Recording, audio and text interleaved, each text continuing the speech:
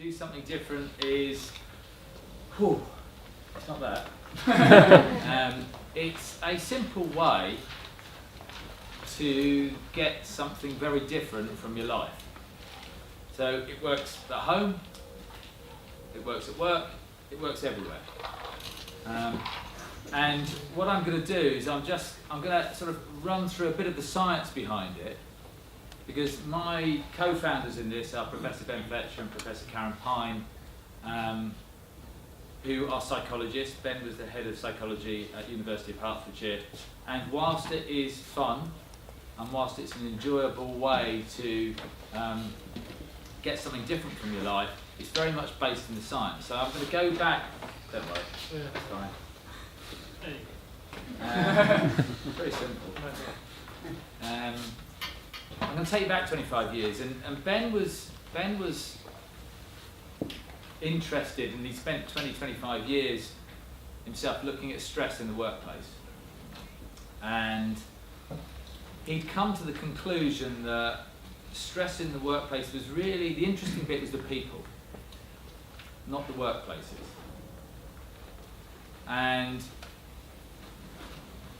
what he did was he did two big studies, one in an investment bank where he looked at everybody from the chief executive down to the receptionist and all the different roles in between. And in the other study, he looked at a large supermarket in North London where he just looked at checkout staff. Okay? So they're doing the same job. He chose checkout staff because they're doing a similar job as he could find. And what he found from these two studies was that the range of stress levels was remarkably similar. So in the large supermarket, you had people on the checkout that were very stressed and people who weren't very stressed. In the investment bank, you had people who were very stressed and people who weren't stressed at all. The range was very similar. In fact, it was slightly greater in the supermarket. So he knew he was onto something.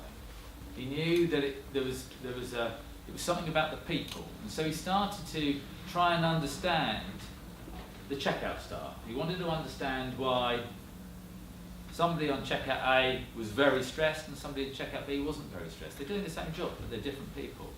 So to cut a long story short, what he discovered was that the people that weren't stressed had what he later called high levels of behavioural flexibility.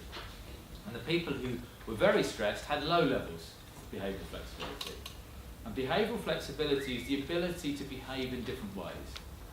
So somebody with high levels of behavioural flexibility can behave in an assertive way and in an unassertive way.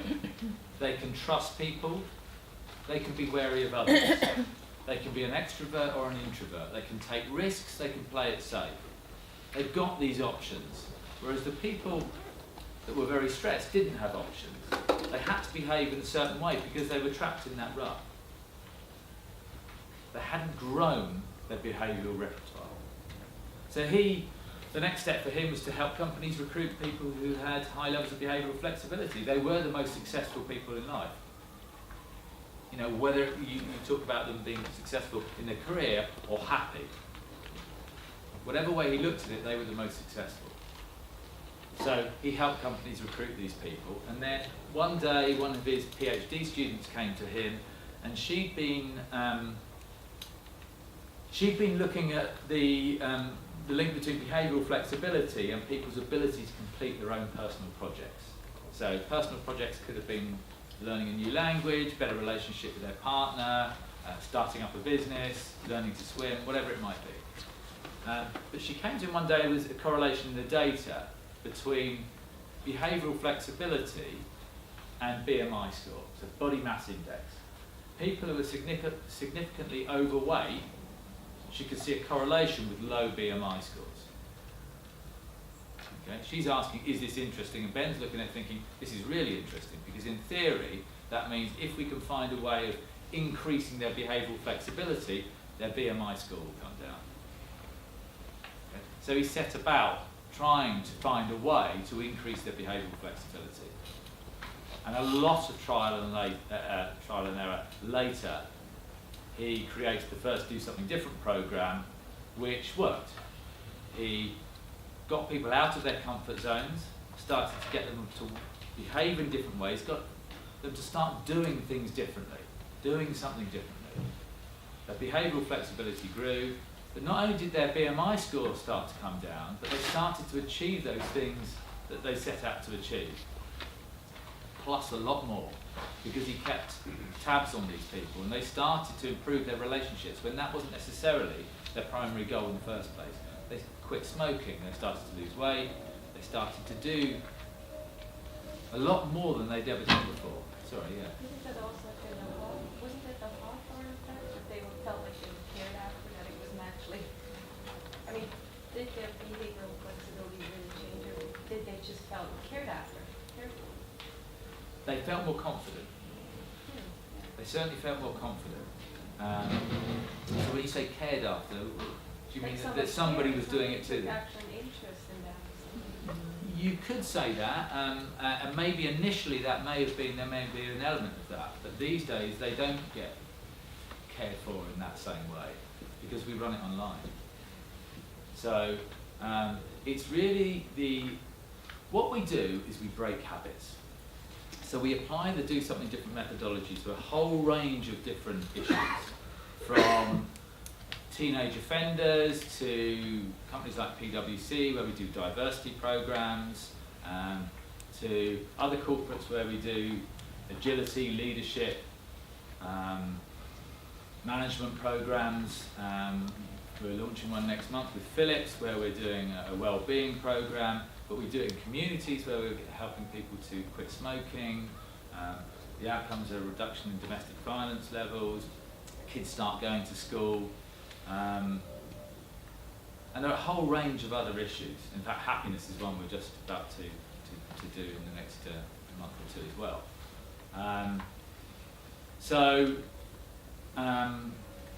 What we actually do is we put people through a diagnostic. They spend 10 minutes online. We ask them a series of questions. That diagnostic serves three roles. One, we educate them a little bit about the need to break habits and the need to increase behavioural flexibility. Secondly, it provides us with a benchmark because we then ask them to come back and recomplete that diagnostic after they've been through a program so we can see what the change has been. But most importantly, what we do is we understand them as part of that diagnostic, because unless we understand them, we can't help them to do something different. So in a stress program where we're helping them to reduce the levels of stress, we might ask them about their relationships. We might ask them, how often do you talk to somebody close to you about issues you've got, about problems you're facing? Now, if you're the sort of person that does that all the time, you're very open and you talk about the problems you're facing, then we won't send you a do, because that's effectively what we do. We send people do, small tasks. We won't send you one maybe. But if that's something you rarely do, you might receive a do on your phone, which asks you to have a conversation about a problem you've got with somebody you trust. But we start a lot simpler. So in the early stages of the program, what we do is we ask people to listen to different music, take a different route. And all we're trying to do is to break the habit. So somebody earlier, one of the speakers talked about autopilot. You know, we all spend huge proportions of our days on autopilot. You know, we are habit machines. We have to be habit machines. We're busy people. And all we're trying to do is interrupt that a little bit, to get people to get out of their routines, to be a bit more conscious of the lives they're living. And the way we do this is get them to do something different. When they start to do something different, that you all remember it. You probably do it quite a bit yourselves, I don't know. Maybe coming here, and certainly starting up a business, it's a scary thing, isn't it? But actually getting started, actually doing it, sometimes isn't as problematic as the thinking about it. It's the doing it that's the problem. We're habit machines. We're used to doing things a certain way. So, I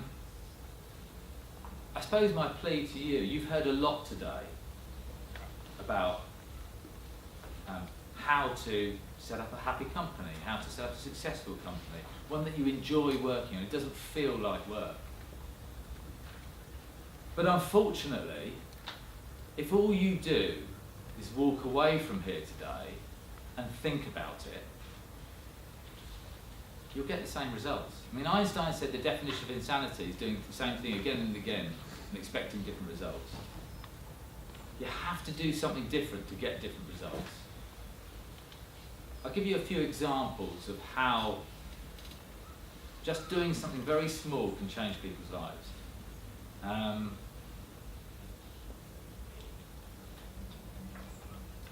At a business level, we had a program, which was a stress program. We had a guy Steve, he was a very assertive guy. He was a VC. He invested in a whole range of different businesses, and as a consequence, sat on the board of a whole range of different businesses. He was very used to going into board meetings and telling people what they needed to do. And we knew that because he filled in a diagnostic and told us he was assertive. He hadn't, however, ticked the box which said unassertive. So one morning, he got a do on his phone which said, today, you've got 2 of those and 1 of those, use them in that proportion. Keep quiet today as much as you can. He went into a board meeting, he got persuaded, I was later told by a colleague of his, to actually do the do. He sat there and he listened for the first time ever. And he said that he'd spent the first half of the board meeting biting his lip, finding it incredibly difficult not to say something, and the second half starting to notice the people around in that meeting that he'd never noticed before. And so he got it. He got the idea that if you do something, if you behave differently, you get something different back. Another example was a lady who had been on one of our programs in Holland. She noticed a big blank space on the wall. And she said that within 10 seconds she designed a bookcase with 2 small desks for her 2 young children, and within 2 weeks her father had built it for her. Now, I know it's a very simple thing. The whole point of telling you that is that she got it. She understood it. If she did something different, something so simple as to sit in a different seat, she got something different. And that really is all we're trying to do in these programs, is give people the understanding that if they want some different results in their lives, whether it be at work or at home, that you've got to do something different. Thinking something different by itself is not enough. You've got to actually do. Another example was a guy who he worked on a production line, making cars, and he was on a program. This is one of the earlier programs we ran, and he'd been doing his dues, and he had he hadn't got a relationship with his son. He hadn't spoken to him for 8 years, but he'd been doing his dues. So whenever the phone rang, he didn't answer it because it could be his son. Now his son was going to speak to his wife. That's cool. But he wasn't going to answer the phone. But one day, having done a few do's, he started to become a bit more flexible. He decided to pick up the phone when his wife was out. It happened to be his son. Awkward conversation. How are you? All right, okay, yeah, I'm on this programme. And his do that day was to go to a live sport event of some description, just down the local park to watch it. I don't know exactly what it was. But he asked his son whether he'd come with him. And so all he'd done was pick up the phone. Something very, very simple. He picked up the phone. He didn't normally pick up the phone. And it mended his relationship with his son. So small little things, small random acts of kindness that you were talking about earlier, and I've got a little story about that actually. We have a random act of kindness on our programme, and a friend of mine was on it, and he brought this old boy in front of him. He said, can I pay for your basket of goods? And the old boy said, really? Can I get a bottle of whiskey?